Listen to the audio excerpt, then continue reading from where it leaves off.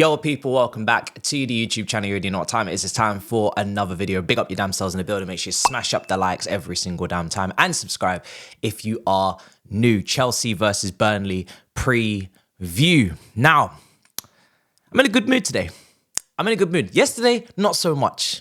I think the rain, I think the wind, the UK is just a bad vibes. It really is. I'm starting to deep it. There's no fresh fruit. There's no sun on your skin. There's just traffic, congestion, and delays and rain. But I'm feeling better today. And I'm coming from this from a brightening perspective today. I just feel, now, I know the injuries, we're going to get into that. Scroll bar's going to be at the bottom of the screen. As per usual, there's a couple of setbacks in the side, and some of the ballers that I was really looking forward to watching this game from the Leicester game, like the Carney Chukwuemeka's, seem like they're back in rehabilitation. So that's unfortunate, and we're going to get into all of that. But coming into this game, we are heavy favourites, and rightly so, because Burnley are struggling. They are basically doomed. They are done. They are finished. They are definitely getting relegated. Company is going to take them back down and then potentially try and take them back up. It's the way that they play is so bold, is so progressive, but they don't have the quality and the talent to execute it. The theory looks great. The practical, you have failed. So no license for you. That's where it is. Now, this suits us perfectly because it's not going to be the deepest, dirtiest low block. It's a team that want to play, and we're at home. And we're expected to win, and we're going to get chances, and we know this. So I'm looking forward to the game. I can't believe I'm saying it, but I am looking forward to the game on the pure basis that this is one of those games that are, I don't want to be disrespectful, but this is meant to be a win, right? We should be very confident. And we've got some players in form coming in from the international break. Mudryk is looking very good. Madueke had a really good under-21s performance, even though, like I said, the senior team is more of a, big tick. Under 21s, I expect you to kind of ball out. If you don't, then that's a concern. But brilliant performance nonetheless. And obviously we know that Caicedo is going to be there. I saw him in training. I went to COBHAM yesterday. I went to COBHAM in the morning. Now, it was raining. So as you can see from these photos, took a photo of Cole Palmer. I do claim that I said Cole Palmer on DR Sports first, and then it kind of just filtered through. But, if anybody's got any evidence of saying it before me, go ahead. But I'm taking it. I'm claiming it as it stands. I think I am the originator of the phrase. So I had to tell him that. I had to let him know because he needs to know where that came from, where those Shiver Me Timbers came from. So I got to meet him, which was great. Met Thiago Silva, which was brilliant because obviously he's a legend. When, it was a go to the training ground, see open training via a company type session situation. Luckily, Nini thankfully brought me along as well, and we got to see the players, and we got to see them in action. Now, there wasn't many players training because obviously late from international break, some players coming back later, Enzo's, etc. So it wasn't like a heavy session. It was a very light session, very calm session, but also saw Jackson. You know what I'm saying? We did a little shush celebration because I know how much he loves that. I said to him, bruv, you're always shushing everybody. You may as well shush the camera and let's do it. So, yeah, good to meet the brothers. Good to meet the baby Jesuses, the Cole Palmers, the Thiago Silvas, few other players as well. Didn't take pictures of everyone because, like I said, it was absolutely pissing down with rain.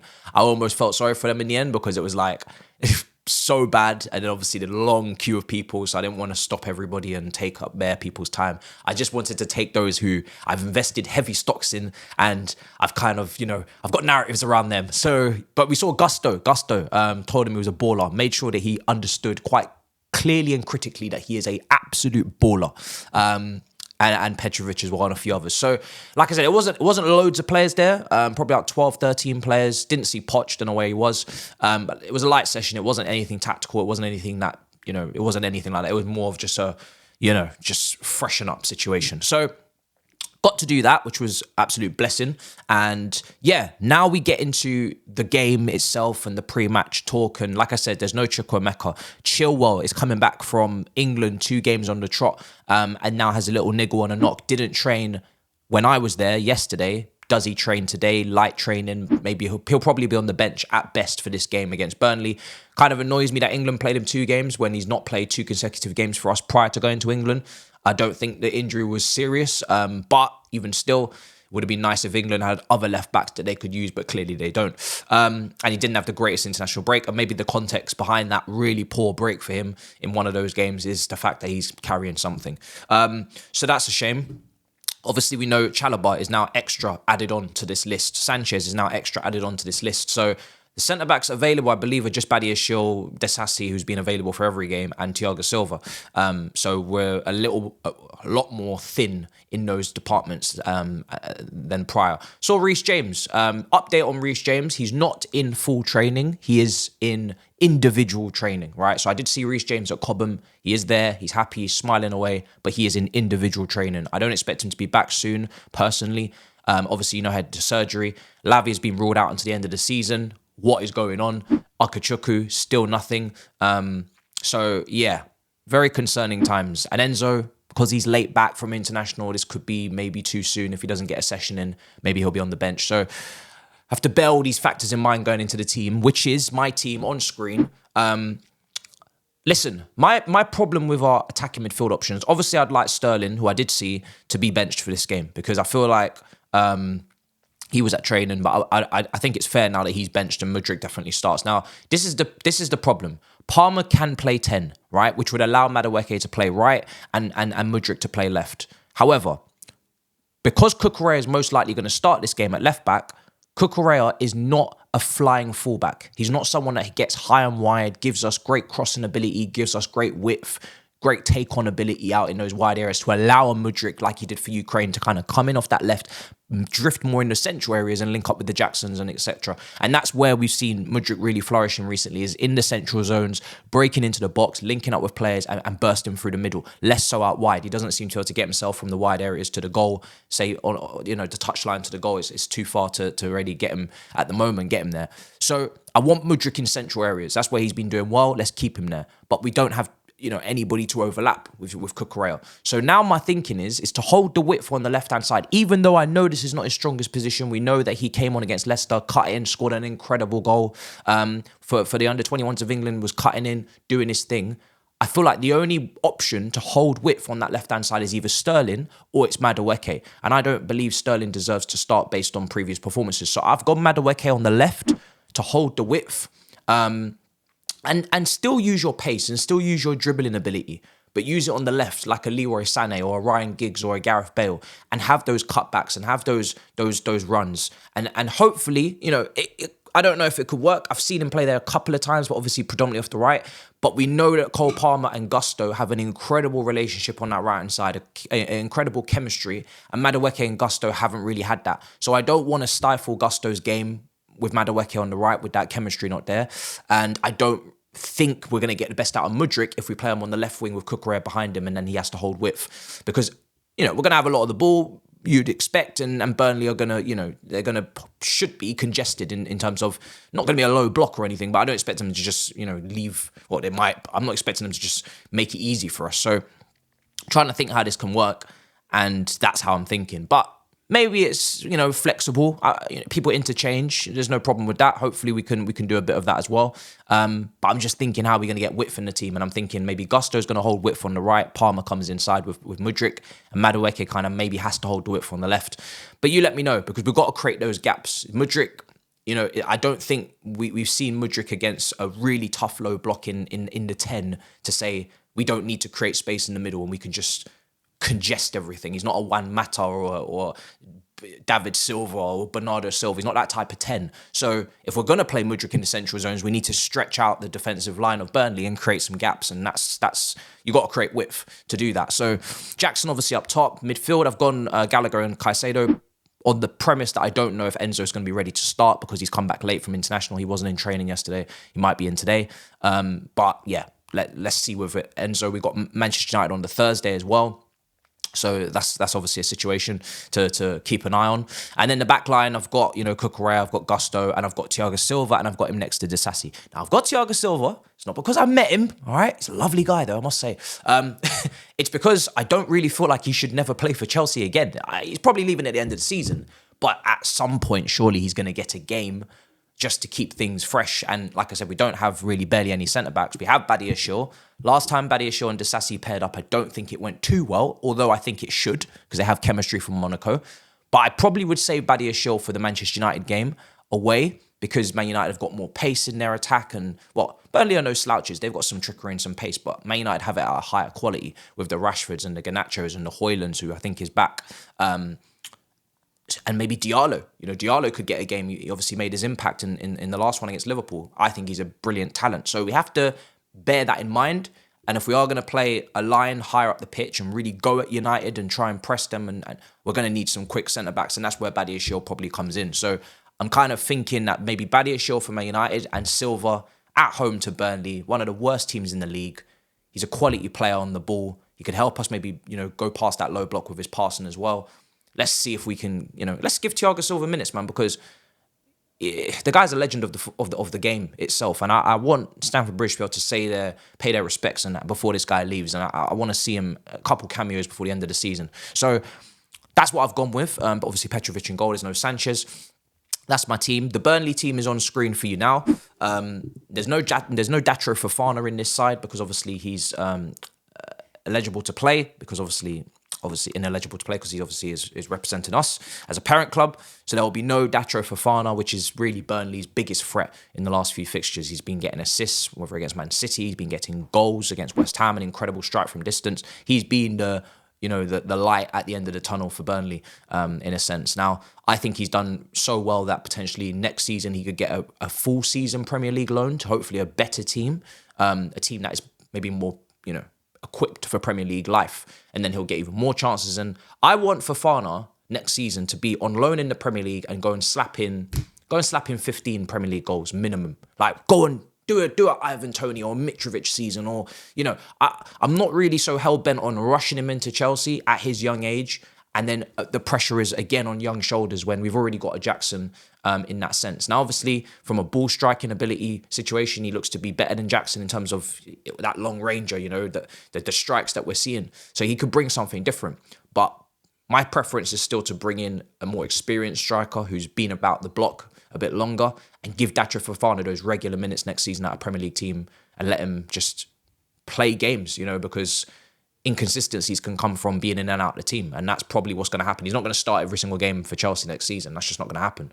And again, it's a lot of pressure, and we're trying to finish. I think we should be aiming for, again, next season, European places, preferably Champions League. I know it sounds crazy, but that's what I want to see, Champions League qualification. So if we're going to do that, probably should go with someone a little bit more, seasoned and a little bit more guaranteed.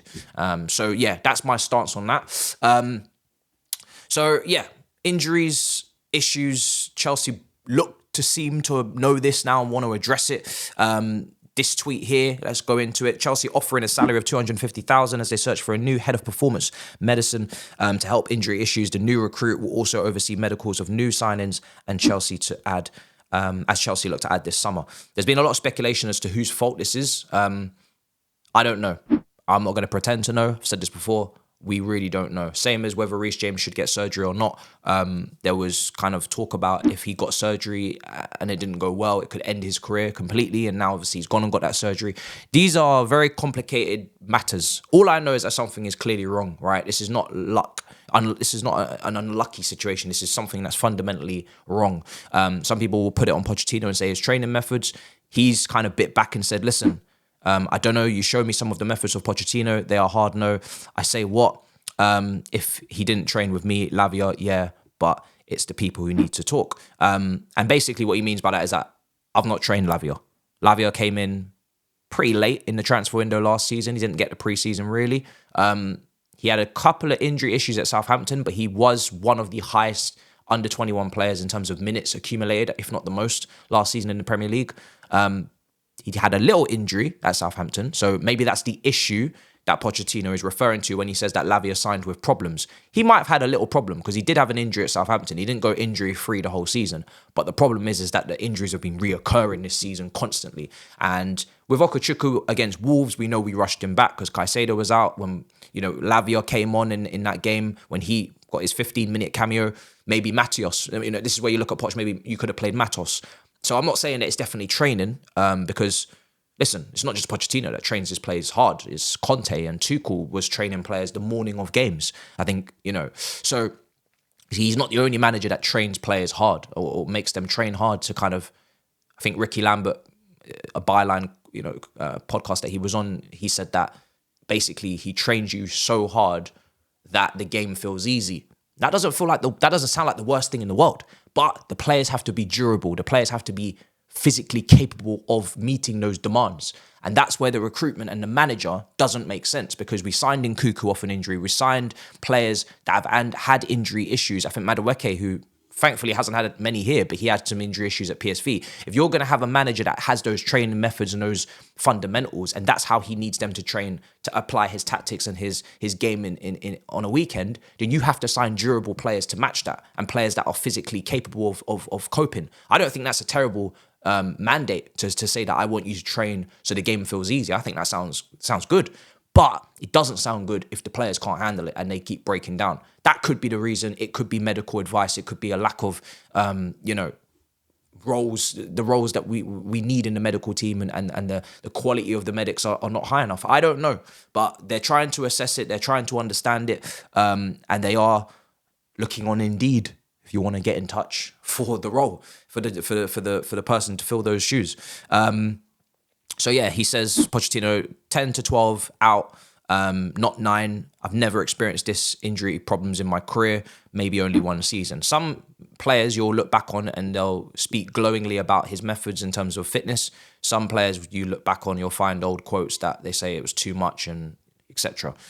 There's always a narrative to suit the situation. Like I said, if everybody was fit at Chelsea right now and it wasn't an issue, as previous seasons gone by with Kante and Kovacic and Ruben Loftus-Cheek and all these players, Pulisic, and these players are now fine, by the way, in their respective clubs. And obviously Pochettino wasn't managing those guys, so there was injury issues before, obviously much worse now. The narrative, if everybody was fit, would be Pochettino's incredible with the fitness. Look at this player from 2012, or this player from 2015, this player from 2018 that spoke about how he did the training methods. And obviously, when things are going poorly, other things are going to come out into the light. So that's my point. There's always an article or a clip for every narrative for the situation we're in. So I'm not really reading too much into that, because I don't think he's managed for this long and not know how to bring players back at the right time. And like I said to Nini yesterday at COBHAM, some players he's taken time with. In Cuckoo, look how long we took to bring him back. Badia Shill, look how long we took to bring him back. We rushed a few, and those midfielders in particular, and that's poor. But some we actually took time. So there's a balance to it. There's a big problem. I don't think it really depends on one person. I think maybe everybody is contributing in their own way. Like I said, you could have played Alex Matos instead of bringing on Lavia, who wasn't ready, etc. So yeah, let's get into this. Score predictions. I'm going with a Chelsea 3-0 win. Like I said, I'm feeling good. The sun is shining. The podcast is podding. I hope you guys enjoyed it with KG.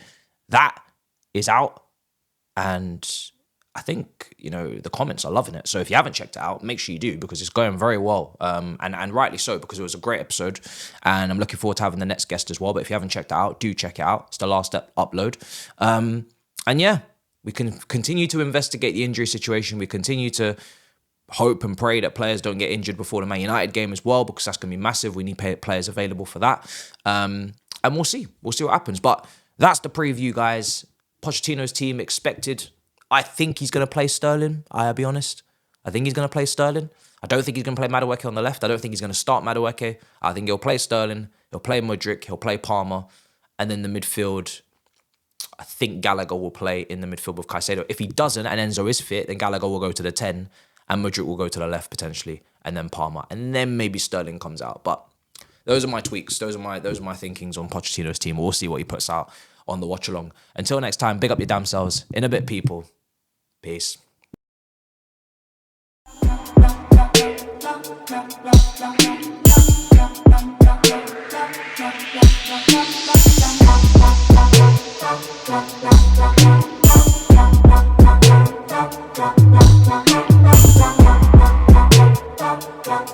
Thank you.